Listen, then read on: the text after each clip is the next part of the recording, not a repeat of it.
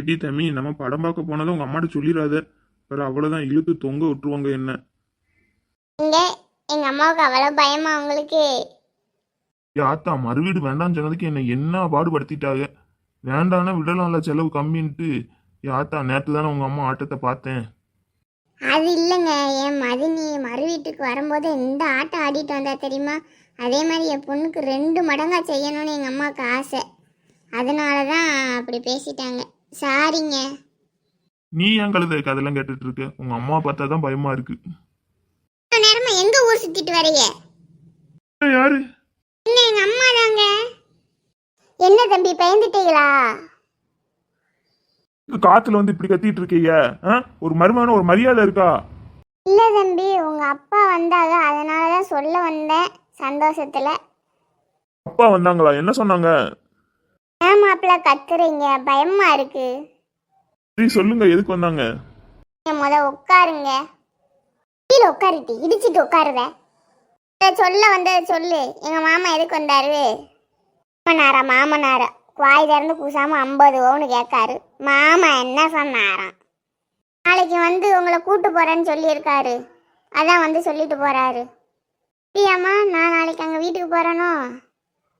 நல்லா கேட்டீங்களா அத்தை? ஏன் சித்தி அப்படியெல்லாம் சொல்லியிருக்க மாட்டாரே நாளைக்கு வீட்டுக்கு வாங்கன்னு. இல்ல மாப்பிள்ள, நாளைக்கு நல்ல நாள், மறு வீட்டுக்கு கூட்டு போறேன் அப்படின்னு சொன்னாங்க.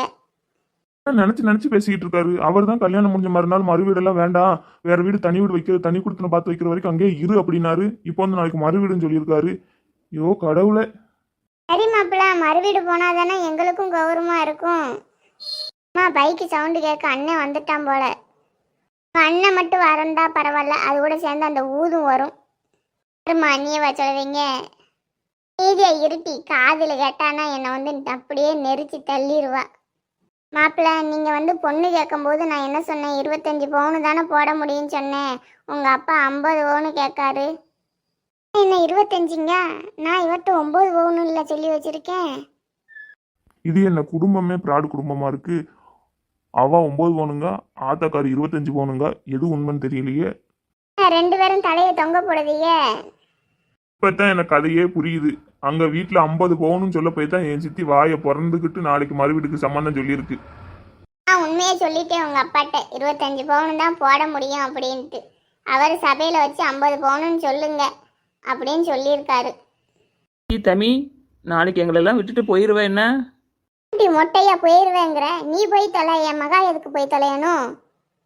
ஏம்த, நான் இப்போ என்ன சொன்னேன்? நாளைக்கு மறுவீடு போகிறத பற்றி தான் சொல்லிக்கிட்டு இருக்கேன். ஆத்தா உடனே இழுக்காத, ஆளுக இருக்காகன்ட்டு. என்ன விட்டு படம் பார்க்க போயிருக்கீங்க? எங்க வச்சு பார்த்தா? என்னல சொல்றேன்? நாங்க கோயிலுக்குள்ள போனோம். கோயில்ல இல்ல, நான் அங்க இருந்து தான் வரேன். எனக்கு ஒரு ஆள் சொல்லுச்சு நீங்க படம் பார்க்க போயிருக்கீங்கன்ட்டு. அங்க என்ன கூத்து நடந்துச்சு? கத்த ஆரம்பிச்சிருச்சு. மீதியாரில் நான் உனக்கு ஒரு சாக்லேட் வாங்கி தரேன். எத்தனை வாங்கி தருவேன்? 10 வாங்கி தரோம்ல. 50 வயசு சாக்லேட்டு 10 ரூபா. 10 வாங்கி தந்தேன்னா மூஞ்சில இடிச்சிடுவேன். எல்லாம் 10 ரூபா சாக்லேட்டா இருக்கணும். இல்லை, உங்க மாமாட்ட சொல்லி வாங்கி தரேன், கொஞ்சம் வாயை மூடு. சரி, இப்ப பாரு. பாட்டி, நான் சும்மா சொன்னேன், நீ நம்பிக்கையாக்கும். நான் கோயில தான் பார்த்தேன் இவங்கள. ஐயோ ஏமாந்துருச்சு பாட்டி. போலே வந்து வாச்சிருக்கான். புழுவினி புழுவ மாடேன்.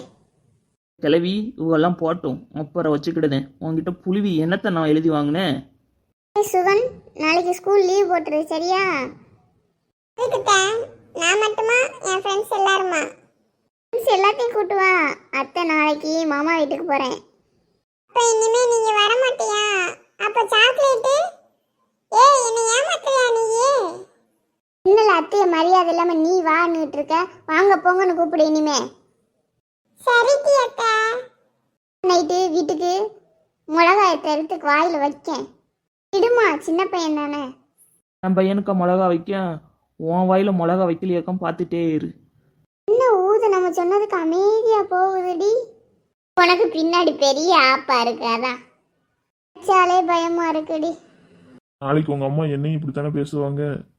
அவ என்னையவே பேசுவா, உங்களை பேசாமலையா இருப்பா?